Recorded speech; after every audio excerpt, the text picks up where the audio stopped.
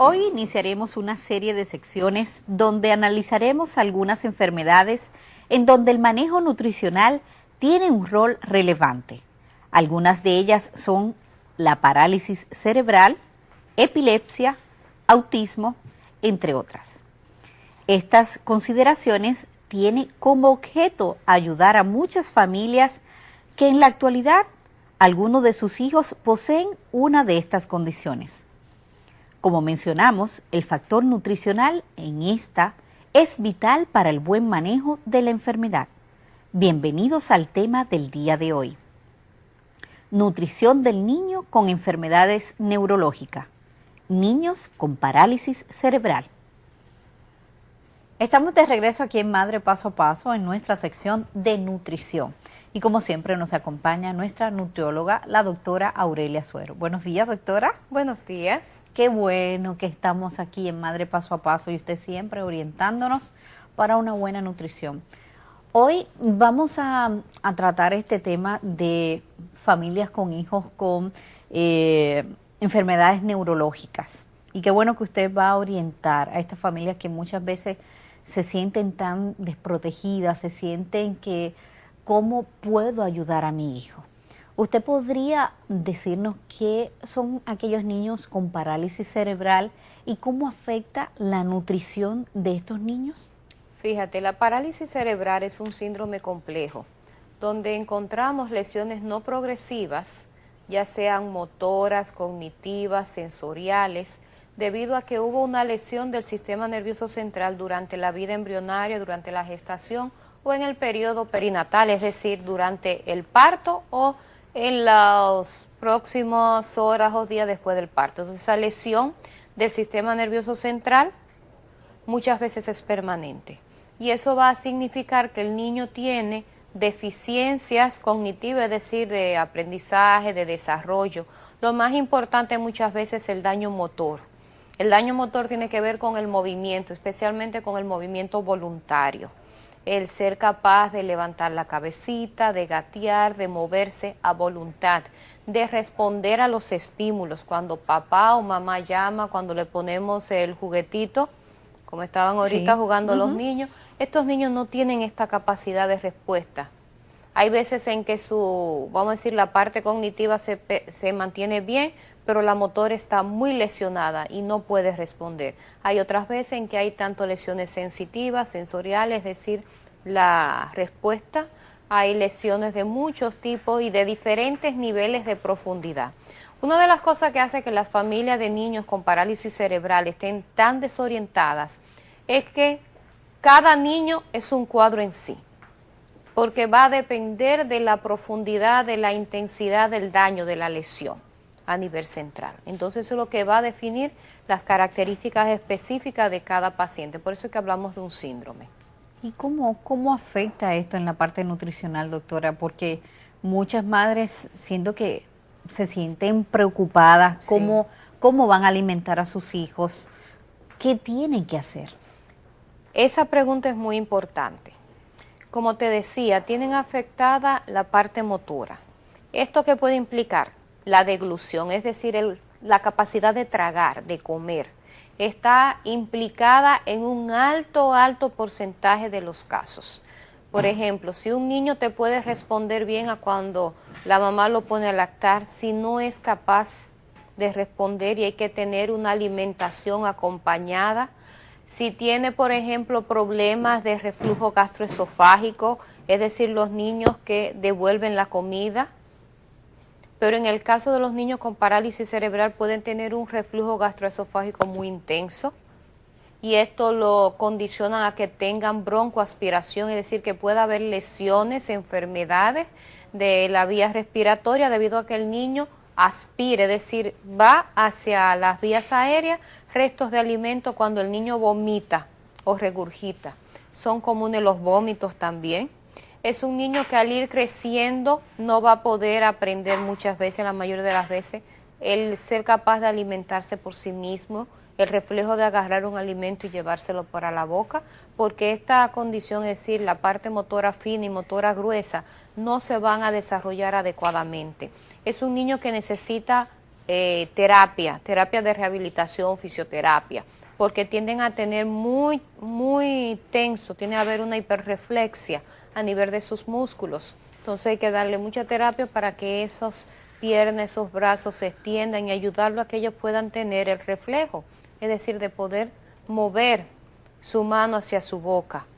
A veces la pueden mover, pero hacia un lado, no hacia el otro. Entonces, todo esto va a complicar el trabajo de la madre o de la persona que cuida al niño a la hora de alimentarse. ¿Por qué? Porque hay que cambiar las texturas de los alimentos. ¿Cuáles serían estos soportes nutricionales? Hay que evaluar cada niño de manera particular. Por eso necesitan el acompañamiento del neurólogo pediátrico, de su pediatra de cabecera o el perinatólogo. La primera etapa es el perinatólogo y la nutrióloga. Es decir, es un trabajo en equipo para ir ayudando. Hay que educar a toda la familia. Y una de las cosas en que hay que educarlo es en la paciencia. Hay que tener mucha paciencia y mucha tolerancia para trabajar con estos niños y estos niños. Estos niños van a cambiar la dinámica familiar por completo. Doctora, pero no es tan traumatizante. Disculpe, aquellos niños que tienen parálisis cerebral, ¿es más recomendable darle alimentos licuados? Depende de su capacidad de deglutir, es decir, su capacidad de tragar. Fíjate, hay niños que su compromiso a nivel de la deglución, de tragar, de comer es mínimo, tal vez menos de un 20%, y lo que necesita la madre es darle con cucharita, que el niño no es capaz de comer por sí mismo, pero la madre le da su alimentación con su cuchara.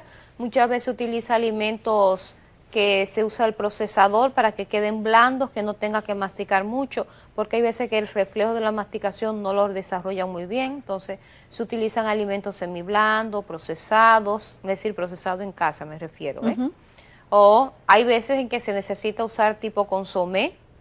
Has visto que hay como unos biberoncitos que tienen como una cucharita integrada, que son muy prácticos para estos casos.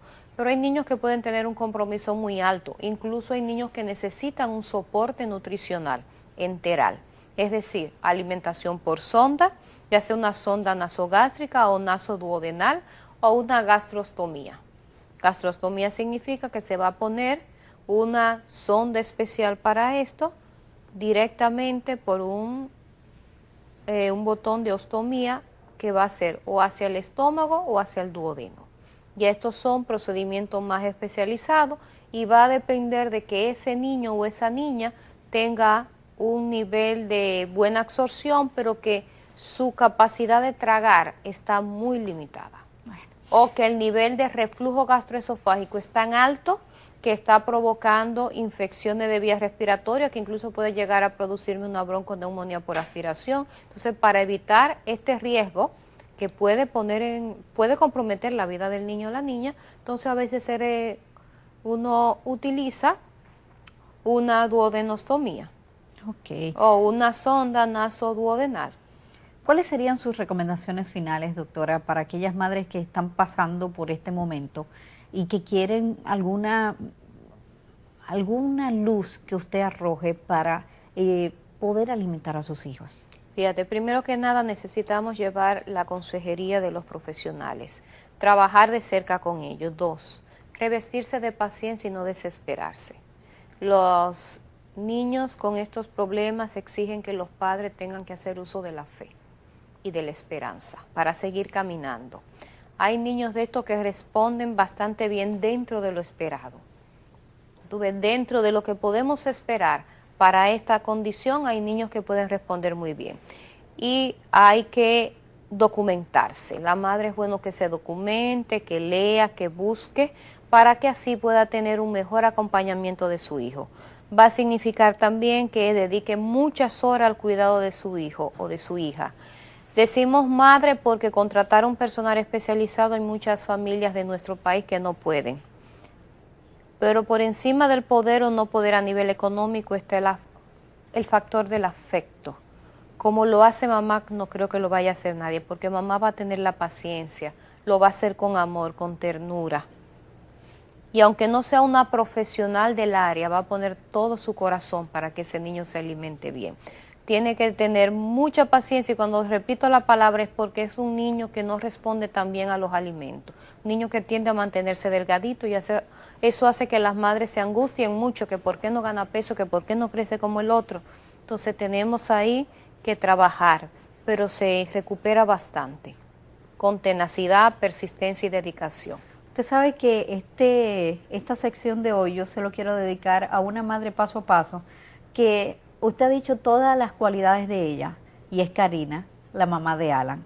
Para ella especial este programa, la mamá, Dios mío, que digna de admiración, y que ha puesto ante todo la fe en Dios. Así que para ella, besito, y para Alan, que le encanta escucharme en la radio, reírme porque él se ríe también y le encanta seguir a Madre Paso a Paso. Doctora, muchísimas gracias.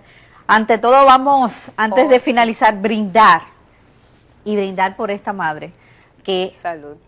pone fe ante todo. Nosotros brindamos con néctares del monte, tanto la doctora va a tomar su té frío y yo con néctares del monte de manzana. Así que ustedes lo pueden conseguir en cualquier supermercado y disfrutarlo como nosotros. Doctora, salud. Muy rico. Sigan disfrutando de todo el contenido aquí en Madre Paso a Paso.